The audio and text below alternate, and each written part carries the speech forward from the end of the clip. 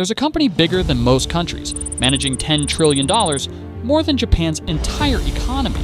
It owns shares in Apple, Amazon, and even your local bank. Governments ask it for advice. Markets move when it whispers. It's called BlackRock. But who actually controls the empire that quietly owns the modern world?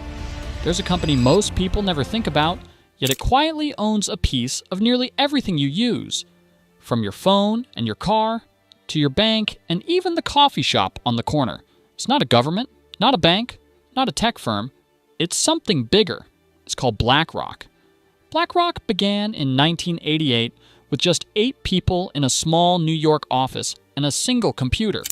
Its founder, Larry Fink, had just lost $100 million at his previous job and swore he'd never make the same mistake again. So he built a company based on one simple idea: control the risk, and you'll control the money. That idea would turn into the most powerful financial empire in modern history. Today, BlackRock manages over $10 trillion. That's more than the GDP of Japan and Germany combined. To put it simply, if BlackRock were a country, it would be the 3rd largest economy on Earth. The company owns shares in over 18,000 corporations, including Apple, Amazon, Google, Coca-Cola, Pfizer, and Tesla. It even holds stakes in the very media networks that report on it. But here's what makes it so different. BlackRock doesn't act like a traditional owner.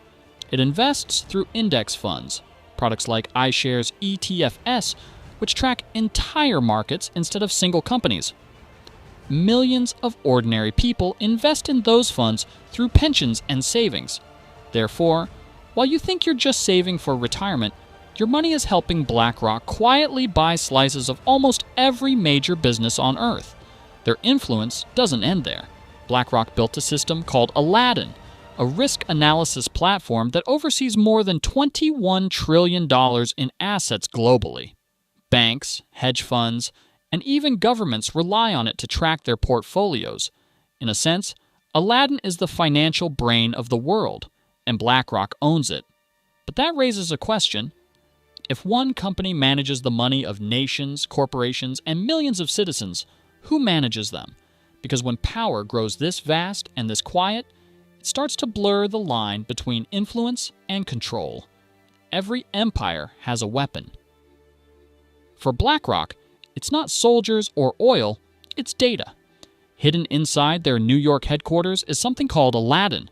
The name sounds harmless, almost playful, but in reality, it's the most powerful financial engine ever built. Aladdin stands for Asset, Liability, Debt, and Derivative Investment Network.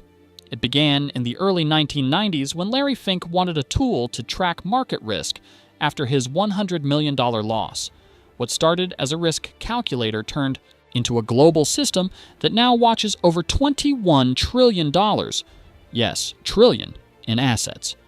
To put that in scale, it's more than the entire GDP of the United States in 1990, and about 1/4 of the entire world's wealth today. Here's how deep it goes. Aladdin tracks everything: government bonds, mortgages, stocks, and even real estate values. It runs millions of simulations every day, predicting how markets will react if interest rates rise, oil prices crash, or wars break out. More than 200 major institutions, including the Federal Reserve, European Central Bank, and Deutsche Bank, use Aladdin's system to manage their portfolios. Therefore, the same program advising your pension fund might also be guiding the world's biggest central banks. What's wild is that Aladdin doesn't just crunch numbers, it teaches itself. The AI continuously adjusts, learning from decades of financial data. In 2008, during the global crash, Aladdin was already monitoring the risk models for hundreds of Wall Street firms. It saw the cracks before most banks did. That made BlackRock the go-to problem solver when the crisis hit. But power built on data grows quietly. When your software becomes the standard, you no longer need to own the assets. You control how they move. And because Aladdin holds information on nearly every major institution, its reach is beyond regulation. No government fully oversees it. So if Aladdin knows more about global money than any central bank, What happens when the system that watches everything starts making decisions too? Crises destroy most companies, but somehow, BlackRock keeps getting stronger after everyone. That's not luck. It's a strategy. Every time the world goes into panic, governments call the same number, and that number rings in Larry Fink's office. Back in 2008, when the financial system was falling apart, the U.S. Treasury and the Federal Reserve hired BlackRock to manage the most toxic assets on Wall Street. These were the mortgage bundles no one wanted, the same ones that caused the crash. BlackRock took control of about $130 billion in these bad loans. In return, they got inside access to the real data of almost every major U.S. bank. Therefore, while others were guessing which firms might survive, BlackRock knew exactly who was drowning. That moment changed everything. The company's reputation exploded overnight. It wasn't just a fund manager anymore, it became the global firefighter of finance. But there was a twist. The more fires they put out, the more doors opened. By 2010, they were advising the European Central Bank on debt crises in Greece and Spain. When the COVID-19 pandemic hit in 2020, the U.S. government again turned to them to run emergency bond buying programs worth $750 billion. Here's where things get complicated. BlackRock was hired to manage the bailout, but at the same time, it was investing in the very companies that the bailout saved. That means, in some cases, BlackRock chose which firms lived and which failed, while also profiting from the recovery. After the crisis, something unusual happened. Ordinary people lost homes, but BlackRock began buying them. The firm started snapping up single-family houses through its investment arms, turning neighborhoods into rental portfolios. By 2023, institutional investors like BlackRock own tens of thousands of homes across the U.S. Every crash made them richer. Every disaster made them bigger. But that raises the question: if the same company that helps clean up every financial mess also benefits from it, are they really saving the system or quietly becoming the system itself? Most people think competition keeps capitalism fair. Coke versus Pepsi, Boeing versus Airbus, Apple versus Microsoft. But what if the same company quietly owned a big chunk of all of them? That's the part of the story where things start getting strange. By 2025, BlackRock held major stakes in more than 18,000 companies across the world. Alongside two partners, Vanguard and State Street, they own roughly 20% of every major U.S. corporation. Together, these three firms are the invisible landlords of modern capitalism. When you buy a soda, use your phone, or fill your car, chances are the profits all flow upward to the same few shareholders. For example, BlackRock owns about 7% of Apple, 6% of Microsoft, 8% of Coca-Cola, and nearly 5% of ExxonMobil. But here's the trick. Most of those shares come from index funds, ETFs, like iShares, which millions of regular people invest in through pensions or retirement plans. Therefore, without even knowing it, your savings make BlackRock more powerful every single month. They don't run these companies directly, but their voting power gives them influence over corporate boards. When shareholder meetings decide CEO pay, mergers, or environmental policies, BlackRock's vote carries enormous weight. In 2023, it voted in over 170,000 corporate meetings across 70 countries. That's political level power, exercised quietly through spreadsheets instead of elections. Critics call it the illusion of choice. You think you're picking between rivals, but they often share the same top investors. Pepsi and Coke both have BlackRock and Vanguard as major shareholders. Even weapon manufacturers competing for defense contracts, like Lockheed Martin and Northrop Grumman, share the same owners at the top. This concentration happens slowly through the rise of passive investing. The idea was safe, low-cost, automatic profits. But as trillions poured into index funds, ownership of the corporate world quietly merged under three names. And that leads to an uncomfortable thought. If one group owns every player on the field, who's really keeping score? Power doesn't always wear a crown or sit in a parliament. Sometimes it signs fund reports and writes market memos. That's where BlackRock steps into politics, not through elections, but through influence that runs quietly behind the scenes. Over the years, the company has placed its people in some of the most powerful offices in the world. Brian Dees, once BlackRock's global head of sustainable investing, became the director of the U.S. National Economic Council. Wally Adeyemo, another BlackRock alumnus, became Deputy Treasury Secretary. Michael Pyle, one of Larry Fink's closest advisors, served as chief economist for Vice President Kamala Harris.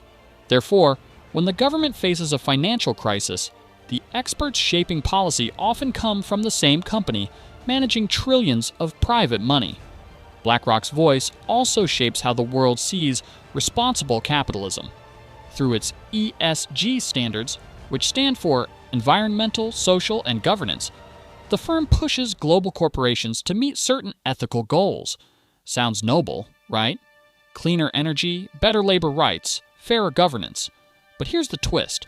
While promoting green finance, BlackRock still holds over $500 billion in fossil fuel investments.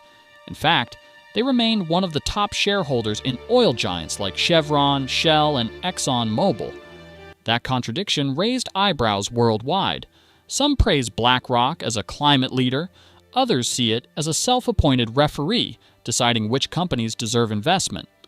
In 2021, Texas lawmakers even accused the firm of boycotting oil, while environmental groups accused them of doing the opposite. Somehow, they were getting attacked from both sides, proof of how large their shadow had become. Larry Fink's annual letters to CEOs read like modern political manifestos. In one, he said, "Companies must serve a social purpose." But who decides what that purpose is? Governments or the $10 trillion firm guiding half the world's markets? Therefore, the real question isn't whether BlackRock has power, it's whether anyone else still does.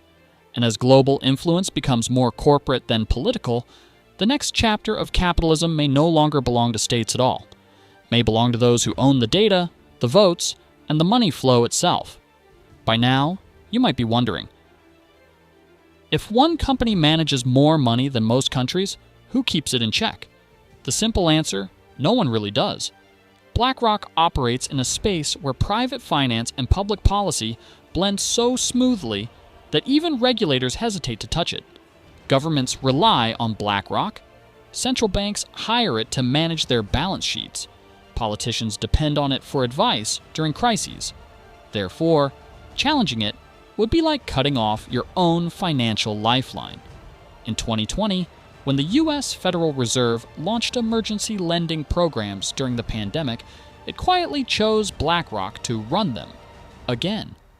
The same story repeated in Europe, where the European Central Bank used the company's data tools to model economic recovery.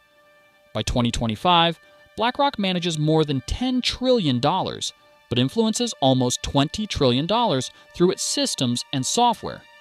That's more than the economies of China and Japan combined. Its daily trades are worth more than some nations' annual budgets. It's in retirement funds, national reserves, corporate stocks, and real estate portfolios. The company has become the nervous system of global capitalism. One heartbeat felt everywhere. However, that power now draws serious criticism. Lawmakers in the US, EU, and even China have questioned whether a firm this big could crash the global market if something goes wrong.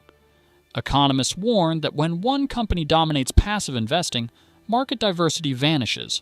In plain words, too few hands hold too much. Larry Fink defends the empire by calling BlackRock a public fiduciary, meaning they manage money on behalf of others, not themselves. But that argument leaves a hole, because when a single firm influences energy policy, corporate governance, housing, and even climate finance, it becomes more than a money manager. It becomes an unelected power, so maybe the world didn't choose BlackRock to lead, but built a system that made it unavoidable. And that's the quiet truth. The modern world doesn't run on governments anymore. It runs on assets, algorithms, and the few who control both. Thanks for watching, friends. If this opens your eyes to how power really moves through money, hit subscribe and stay with us. Next, we uncover another hidden force shaping the world economy, one even governments quietly depend on.